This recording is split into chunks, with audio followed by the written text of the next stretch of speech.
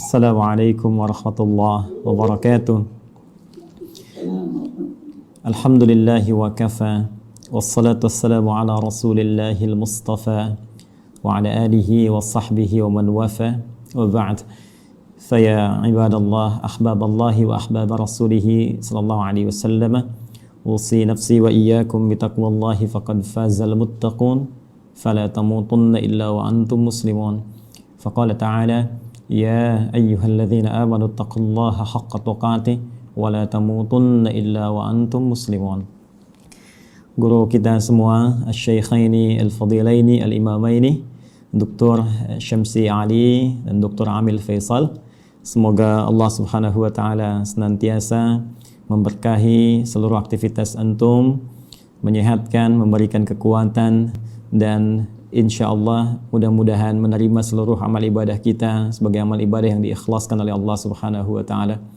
Semoga seluruh aktivitas dan pesantren Nusantara Foundation yang dirintis oleh Al-Imam Syamsi Ali di Amerika selain bisa menginspirasi warga muslim dimanapun, juga melahirkan generasi-generasi terbaik insyaallah, baik kini ataupun di masa depan, memberikan wajah Islam yang terbaik seperti tadi yang disampaikan.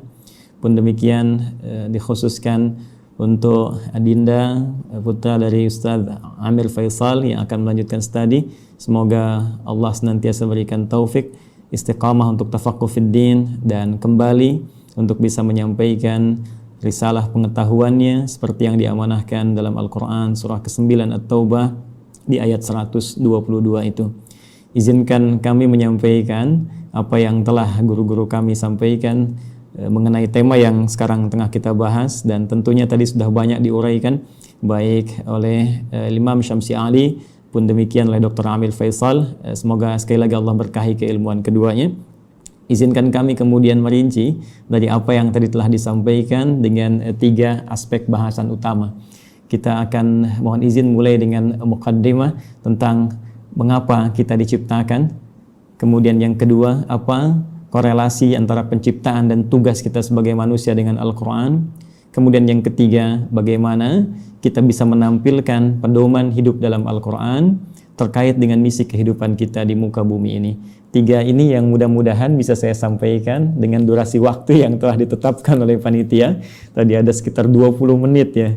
Mudah-mudahan sampai 20 menit ini, dan kalaupun boleh bisa disesuaikan dengan kultum barangkali Ustaz Syamsi Ali ya, kuliah terserah antum gitu. Jadi waktunya bisa kita maksimalkan insyaallah. Baik, bismillahirrahmanirrahim. Mohon izin karena kita temanya Al-Quran, jadi saya akan mencoba mengurutkan topik bahasan kita sesuai dengan urutan-urutan dari ayat-ayat Al-Quran insyaallah. Kita mulai pertama terkait dengan kenapa kita diciptakan oleh Allah Subhanahu wa taala, apa tujuan utamanya, sehingga nanti kita bisa temukan hikmahnya dan korelasinya dengan Al-Quran.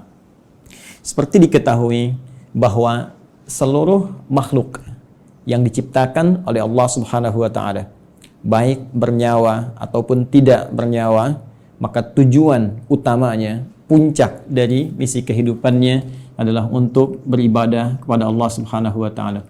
Ini poin utamanya. Saat Allah menciptakan malaikat, ya, malaikat tidak diciptakan kecuali hanya untuk beribadah, walaupun tugasnya bisa beragam. Ada yang bertasbih saja, bertahmid saja, bertakdis saja, Al-Baqarah ayat ke-30. Ada yang kemudian tugasnya memikul arsy saja, ada yang menurunkan wahyu, ada yang kemudian menurunkan rizki dengan izin Allah. Tapi seluruh puncak dari tujuan penciptaan itu adalah dalam rangka taat kepada Allah Subhanahu wa taala tanpa maksiat sedikit pun. Quran surah ke-66 ayat yang ke-6. La ya'sunallaha ma amarahum wa yaf'aluna ma yu'marun. Jadi kalau kita ambil misalnya makhluk dalam konteks tertinggi, sempurna diciptakan dalam arti tidak ada potensi untuk berbuat maksiat dan selalu ada dalam jalur ketaatan, yaitu malaikat. Malaikat pun tidak diciptakan oleh Allah kecuali tujuan utamanya untuk ibadah.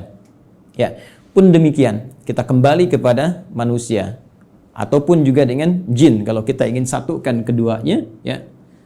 Jin tentunya diciptakan sebelum manusia, jadi saya dahulukan ya, setelah malaikat kemudian jin, saya dahulukan sebelum manusia. Quran surah ke-15 Al-Hijr ayat ke-27. Wal janna khalaqnahu min qablu min naris samum. Ya, sedangkan jin itu kata Allah kami ciptakan sebelum manusia dari materi yang berbeda, dari api yang menyala-nyala.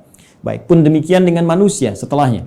Ya, wa idz qala rabbuka lil malaikati inni khaliqum basyara. Ketika Allah firmankan kepada para malaikat yang sudah tercipta sebelum manusia, pun sebagian kalangan jin yang hadir pada saat itu, kami akan mencipta makhluk baru, bukan malaikat, bukan jin, tapi basyar. Ya, satu dari 5 nama manusia yang umumnya disebutkan dalam Al-Quran pokoknya. Ya, basyar 35 kali disebutkan dalam Al-Quran, menunjuk pada sifat nafsunya. Ins disebutkan 18 kali berpasangan dengan jin, menunjuk pada sifat penampakan dan kelembutannya. Insan disebutkan 65 kali dalam Al-Quran, menunjuk pada totalitas aktivitasnya. Pun demikian dengan An-Nas disebutkan setidaknya 241 kali dalam Al-Quran, menunjuk sifat sosialnya.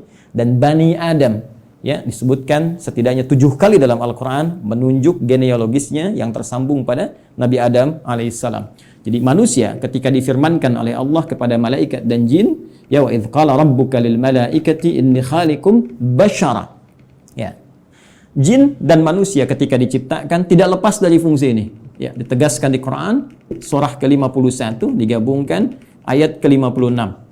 Ya, paling kanan sebelah atas di mushaf standar Allah berfirman, "Wa ma khalaqtul jinna wal insa illa liya'budun."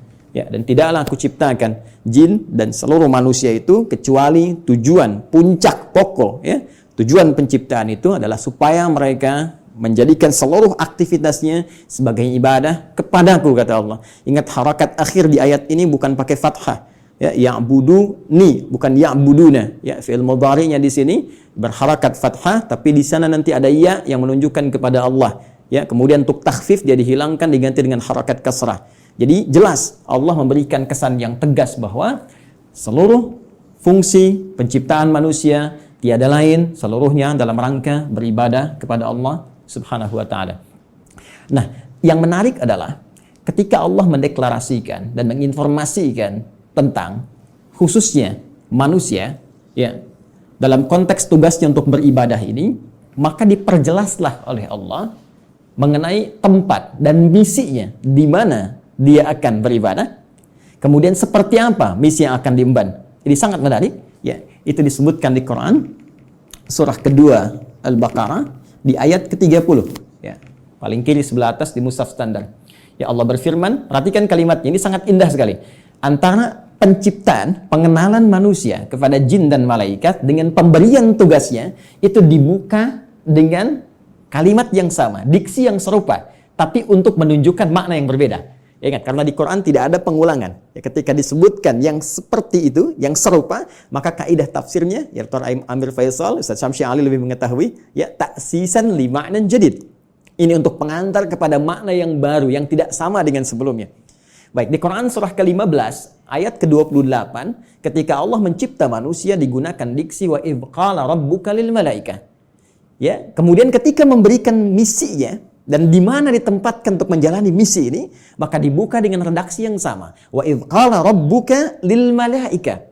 Seakan-akan ingin mengesankan bahwa, hei, saking dahsyatnya penciptaan manusia ini, saking dahsyatnya misi manusia ini, jadi bukan hanya penciptaannya. Ya, penciptaan manusia ingin menunjukkan tentang dibawanya misi yang sangat agung, sangat dahsyat, sampai-sampai malaikat yang sempurna pun tak berbuat maksiat mesti mengetahuinya.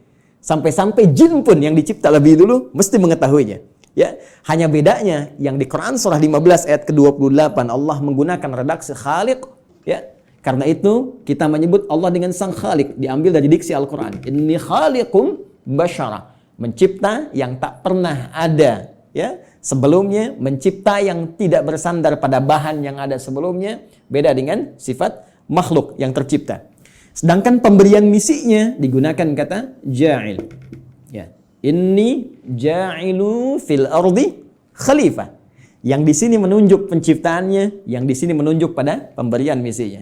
Kita fokus ke sini dulu dengan cepat. Baik, Allah dengan tegas, singkat, padat memberikan satu informasi kepada kita semua melalui Al-Quran.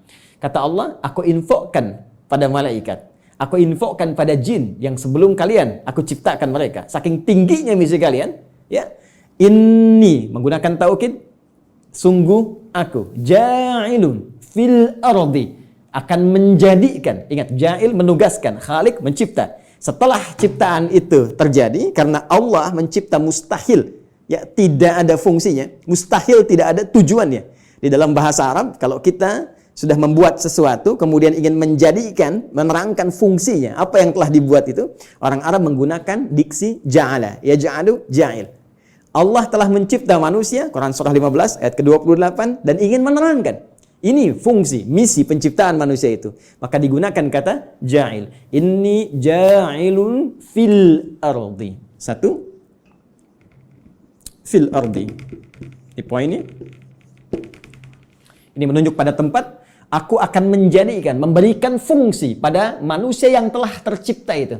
Akan menempatkan mereka bertugas, tempatnya bukan di langit. Bukan fis sama, ya. Awas hati-hati, tapi tempatnya di mana? Fil ardi. Ya, yang kita terjemahkan dengan bumi itu. Baik. Khalifah, dan dia akan membawa peran untuk menunaikan tugas ibadah itu sebagai khalifah. Ya. Yang setidaknya punya dua makna pokok. Bisa jadi khalafa yakhlifu, ya, yang saling menggantikan. Artinya kalau satu selesai akan lahir yang lain meneruskan kembali, satu selesai meneruskan kembali, ya, bapak kemudian melahirkan anak, anak melahirkan anak lagi, saling menggantikan. Dan Al-Qur'an memberikan pesan jangan sampai seseorang meninggalkan generasi setelahnya dalam keadaan lemah. Quran surah keempat ayat 9 itu. Wal yakhshal ladzina law taraku min khalfihim dzurriyyatan dhi'afa khafu 'alaihim. Karena itu siapkan generasi terbaik untuk saling menggantikan membawa tugas di bumi. Nanti kalau ada bahasan yang lebih luas, kita belajar khusus tentang tema ini. Ya, nanti Allah kasih satu surah khusus yang bukan nabi, bukan rasul, ya, manusia seperti kita, supaya kita tidak berkata ini kan nabi, ini kan rasul. Jadi Allah berikan satu surah yang bukan nabi, bukan rasul, tapi bisa membentuk generasi yang terbaik setelahnya. Yaitu surah ketiga, surah Ali Imran. Imran bukan nabi, Imran bukan rasul, tapi nanti menikah dengan Hannah seperti kita ketahui, melahirkan Maryam. Dan Maryam saat dididik disiapkan, itu nanti bisa jadi pribadi yang lebih baik dibandingkan dengan ibundanya dan ayahandanya. Karena itu Anda temukan surah Maryam surah ke-19, tapi Anda tidak temukan surah Hannah. Ya. Tapi bagaimana keduanya mendidik supaya lahir generasi lebih baik dari orang tuanya. Maryam melahirkan Isa. Isa alaihi salam lebih baik dibandingkan ibu dan kakek neneknya. Ya. Jadi demikian fitrah dalam Al-Quran. Setiap ada generasi mesti lebih baik daripada yang sebelum-sebelumnya. Bapaknya hafal Al-Quran, anaknya hafal Quran dan paham tafsirnya. Ya, anaknya hafal Quran dan tafsir, cucunya paham sampai hadis dan fiqihnya. Demikian seterusnya. Baik. Kembali ke sini. Pun demikian khalifah, ya, selain punya arti menggantikan juga bisa berarti pemakmur. Ya. Pembangun dalam semua nilai-nilai kebaikan. Ya, singkatnya, ditugaskanlah kemudian di bumi. Ini tugasnya. Akan saling menggantikan sampai kehidupan dunia berakhir. Dan ditugaskan dalam rangka ibadah ini untuk memakmurkan kehidupan di muka bumi sesuai dengan apa yang telah Allah tetapkan.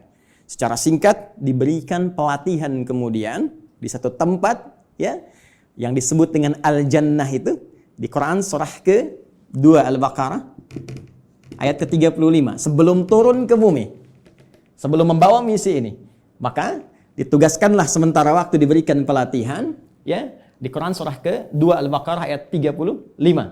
Wa qulna ya Adamu uskun anta wa zaujukal jannah. Secara langsung ditugaskan pasangan Adam dan Sayyidah Hawa alaihi wassalam. Silahkan keduanya dimasukkan oleh Allah Subhanahu wa taala untuk diberikan pelatihan sebelum diturunkan untuk bertugas ke bumi. Silahkan masuki al-jannah ini, sering terjemahkan dengan surga, oke? Okay? Tapi mohon dicatat, surga ini bukan surga yang kelak kita akan masuki. Ya, karena yang kelak kita akan masuki itu jelas keterangannya, mala ainan ra'at wala udhunun sami'at wala khatara ala qalbi bashar. Enggak pernah terlihat, enggak pernah terdengar, ya. Ya, dari kisah-kisah kita manusia, enggak pernah terfikirkan seperti yang kita lamunkan. Baik. Dan yang paling menarik, tidak ada perintah dan larangan lagi, semua kenikmatan. Ya, tidak ada perintah dan larangan lagi, semua kenikmatan. Jadi Ustaz Amir Faisal jangan terlampau soleh, nanti cita-cita masuk surga masih pengen tahajud bisa. Jadi semua kenikmatan, ya. Tapi di sini tidak. Di sini ada ujian. Wala taqraba hadhihi syajarah fatakuna minadh dhalimin. Ya, jangan coba-coba engkau dekati pohon ini, ujian pertama. Jadi disebutkan perintah kalau dikerjakan melahirkan kenikmatan, faqula minha ragadan haitsu syi'tuma. Kemudian diberikan larangan. Ini perintah, ada larangan. Dan inilah nanti yang akan kita bawa dalam kehidupan di muka bumi. Di bumi itu cuma dua, kalau enggak mengerjakan perintah, meninggalkan larangan, selesai. If'al wala taf'al. Do it, leave it. Ya, cuma dua ini saja. Baik, kemudian diperkenalkan, ini tantangannya. Ada nanti iblis yang mulanya dari kalangan jin, ayat 34-nya berbicara tentang iblis. Ayat Quran surah ke-18 Al-Kahf, ayat ke-50 ya, menerangkan genealogis iblis itu dari jin yang bermaksiat, fasik ya. Wa idz qulna lil malaikati isjudu li adama fasajadu illa iblis kana minal jinni fa fasaqa an amri rabbi. Ya, ketika dia mulai fasik disebut dengan iblis. Ketika dia mulai menggoda, mewariskan kefasikannya disebut dengan syaitan. Karena itu diperkenalkan oleh Allah, ya, ini menjadi syaitan di ayat ke-36-nya. Fa'azallahumash syaitan. Setelah tuntas kemudian diberikan bekalnya, di training dulu, kan? Diberikan pelatihannya, diperkenalkan musuhnya. Ini yang harus dikerjakan, ini yang harus ditinggalkan, ini yang akan dibawa nanti dalam kehidupan di bumi. Setelah siap itu semua, teman-teman sekalian, barulah diturunkan Adam alaihissalam beserta Sayyidah Hawa alaihissalam, keduanya untuk memulai tugasnya di bumi. Baik. Dan kisahnya dimulai di sini. Quran surah kedua. Saya langsung ayat 38. Baik. Saya melompat sedikit ke kisah antara bagaimana perjuangan Adam alaihissalam melawan iblis atau syaitan itu. Saya langsung lompat dulu saja untuk mempermudah dan mempercepat kita sampai pada kuota waktu kita. Baik. Quran surah kedua. Ayat 38. Ya, paling kanan sebelah atas di mushaf standar bagi teman-teman yang terhubung dan membuka mushaf, ya. Perhatikan baik-baik. Qulna bitu minha jami'a. Sekarang sudah saatnya, kata Allah, kami firmankan. Dan kalimatnya menggunakan ta'zimin nafsi. Nah, ya, itu selalu memiliki dua makna setidaknya dalam bahasa Arab. Nah, singkatan dari nahnu. Kalau dinisbatkan kepada Allah Subhanahu wa taala, tentunya seperti kita ketahui, memiliki dua makna utama. Satu, ta'zimun nafsi, menunjuk pada keagungan Allah Subhanahu wa taala, puncak keagungannya. Kedua, ta'zimus sya'ni, menunjuk pada dahsyatnya informasi yang akan disampaikan. Jadi saking dahsyatnya misi yang akan dibawa oleh Adam dan Hawa alaihi wassalam sebagai khalifah di muka bumi, Allah sampai menggunakan keagungan zatnya. Ya, jadi ini misi agung. Kehidupan kita di bumi ini kehidupan yang agung, kehidupan yang mulia. Nanti saking mulianya di Quran, ya, surah ke-17 nanti, Al-Isra, di ayat ke-70, itu sampai disebut semua kita ini mulia. Walaqad karramna bani Adam, ya, wa hamalnahum fil barri wal bahr. Ya, semua kami muliakan seluruh anak keturunan Adam. Baik itu yang kemudian hidup di daratan sampai yang beraktivitas di lautan, semuanya kami muliakan, saking mulianya. Dan dimuliakan lebih dibandingkan makhluk-makhluk lainnya. Baik, teruskan. Qulna bitu minha jami'a. Mulai sekarang, ya, kata Allah Subhanahu wa taala, dimulai tugas kalian turun ke muka bumi. Di sini poinnya. Fa imma ya'tiyannakum minni huda. Ini dahsyatnya. Ternyata Allah dengan sifat Rahman-Nya tidak membiarkan hambanya memulai misi tanpa membawa pedoman misinya. Tanpa membawa petunjuk untuk menjamin kebenaran risalahnya. Untuk menjamin terukurnya setiap misi yang ia bawa. Ternyata bersamaan dengan misi yang dibawa itu dan tugas dimulai dalam beraktivitas di muka bumi dengan misi tadi itu, Allah bersamaan dengan itu semua menurunkan satu pedoman kehidupan yang disebut dengan hudan. Ini poinnya. Fa imma ya'tiyannakum minni huda. Nanti saat kamu telah turun di bumi dan mulai akan mengawali misimu itu, maka kami akan sertakan dengan itu semua petunjuk kehidupan. Ingat, hudan kalau disebutkan, saya telah gali diksi ini, ya, dari bahasa Arab, termasuk penyebarannya di Al-Quran, derivasinya, ragamnya, ini Masya Allah, ini bukan hanya diartikan dengan petunjuk, tapi bisa berarti jalan menuju kemudahan, bisa diartikan jalan menuju kesuksesan, bisa diartikan solusi dari segala kesulitan, bisa diartikan jalan untuk membuat kita bahagia dalam ibadah. Secara singkat, kalau kita kumpulkan diksi hudan dalam Al-Quran, secara singkat seluruh arahnya itu mengarah kepada pedoman kehidupan.